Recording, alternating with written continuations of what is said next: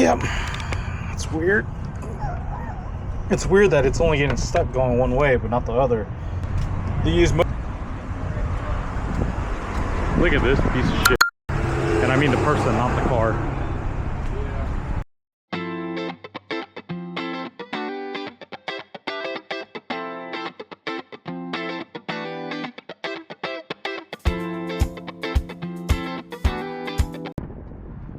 Hey, you brought me a good battery, right? Huh? I did. It's new, and 2 people said it was good. So 2 people said it was good? I think it's good. Check it. Oh, okay. So I hope it's good. I hope it's good too. Damn, dude, I haven't seen this car in forever. Yeah. And it hasn't ran since then, huh? No, just been sitting. Yeah, man. So it cranks up though?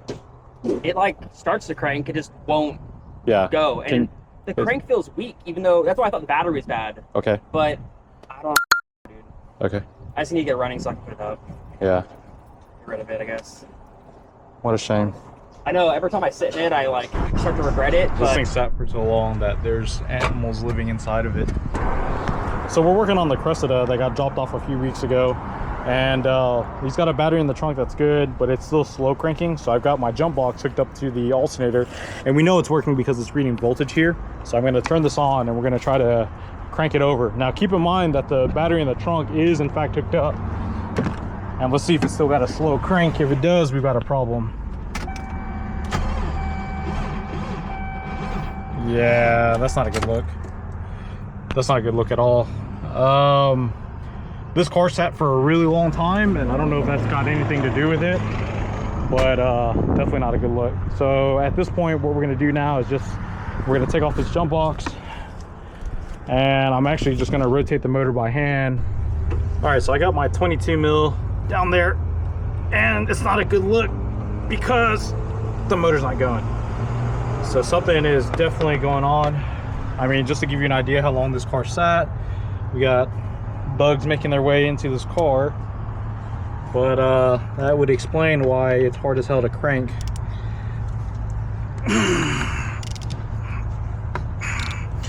Going backwards though, it seems to be okay. This is not ideal because we're pulling it away from the tensioner, but let's see how far it'll go.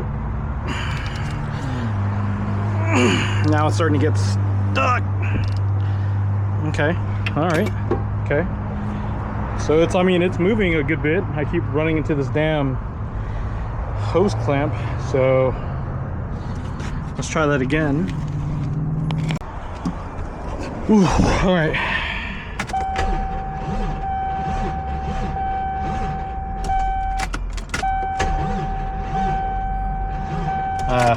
At first it sounded promising, but it seems like it's gotten stuck again. Yeah, it's weird. It's weird that it's only getting stuck going one way, but not the other. These motors are non-interference, so they shouldn't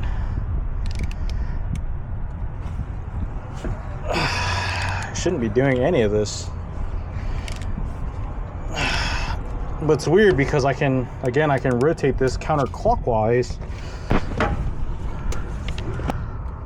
Yeah, I'm not really sure why, but I can rotate this counterclockwise, and it doesn't seem like it's getting stuck. So, but going, oh, see, this is, now it's easy again. But going clockwise, on the other hand,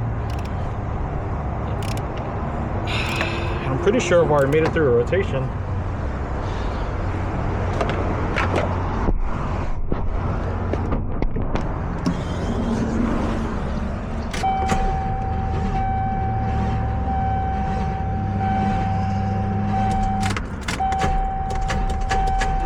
And the starter feels strong. I mean, real strong.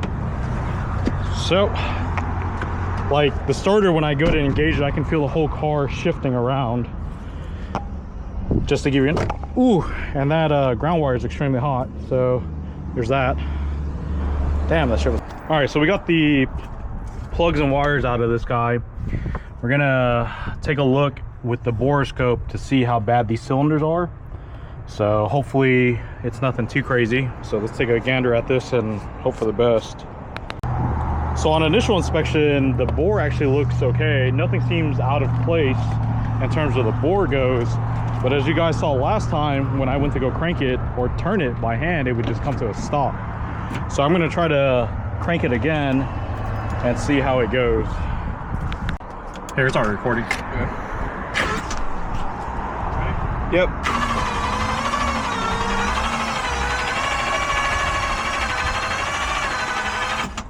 It was spinning. It doesn't sound strong though. No, it does not. So I wonder if it is like actually just a bad starter. But it was weird because I could rotate it by hand and it would stop. So as a precaution, we're just going to throw some WD-40 into the cylinders and let it sit for a little bit, and then we'll try it again later. But even the starter sounds really weak, so maybe it's just been a bad starter this entire time, where the Bindex was stuck. But at least we know the motor's not seized. Tension of the belt gets like full on one direction. Oh, and it that's loosens what on turns the other pulley, side. but All the right. other side. So figured it out. Again, even with the spark plugs out of it, it would only rotate counterclockwise. Genius George over there figured it out. We were in the middle of taking the belt out, and this genius looked and said the alternator wasn't spinning, and sure as shit, alternator's not spinning. So Andrew and I pulled the belt off, and now it cranks up totally fine. Yeah. Oh.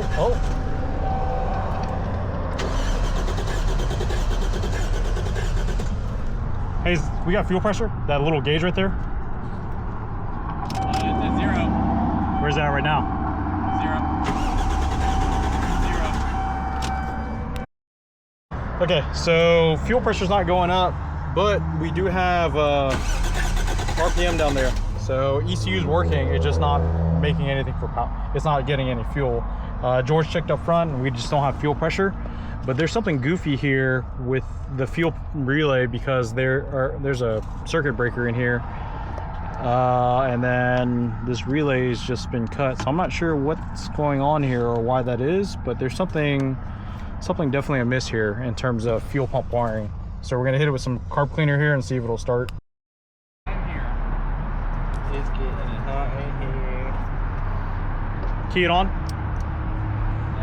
All right, don't start it. Wow. What the heck? Trash, Andrew. Idiot sandwich.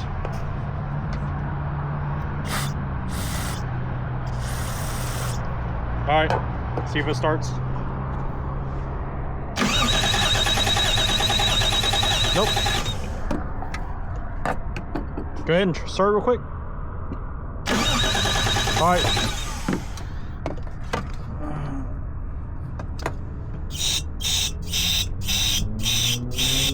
Give it a shot.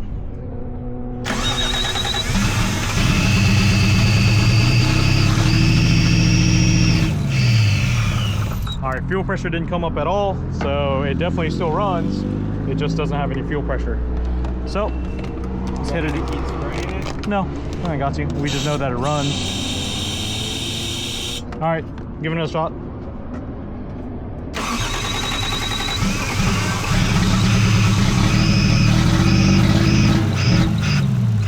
All right, good enough. All right, so now we know it starts. Now the next problem is fuel pressure. We know we need to get an alternator for this sucker, and then that's that. So this alternator on the Cressida is actually from a 4Runner. I can't remember the generation, but as you can see, I'm trying to turn it here and it's completely seized up. So it's just a bad rebuild. I know there was a issue with some of these rebuilt ones that people were talking about online. So I guess unfortunately we're part of that failure. So we're gonna go ahead and work on removing this, and then we'll get the new alternator in. We have to modify this alternator. If I remember right, we actually have to cut this flange right here a little bit to shorten it so that way it actually sits correctly. So we'll have to measure that, and then once the new one gets here, we'll have to modify that one as well. All right, so as you can see, the alternator is off, and as we were pulling the pulley off, we could actually get it to spin. The problem is that it's not smooth. You can actually feel like there's something like grinding against it or something, but a bunch of rust had come out of it. So it's been sitting. So as I mentioned earlier, you can kind of see here that this has been machined down a little bit. So you've got to take this down basically 5 millimeters, what you've got to do, and then it'll bolt onto the 2J. You'll have to change the end for this because this is slightly bigger on your wiring, and then this connector is also different. So I remember when I did this swap, I was able to buy the connector from Toyota directly and then got it all wired up and working. This is just an effect of sitting for 3 years uncovered. So but anyways, so we got the new one coming, and then we'll get it all swapped out. Okay, alternator is back in. Just got to plug it in really quick here. So what we're all we're looking for is just to make sure that it cranks well with the new alternator in it. Go ahead and give it a shot, man. Bam. All right, good to go. So now the next thing is we've just got to figure out this fueling issue, why the fuel pump's not coming on, and then after that it should be good to go.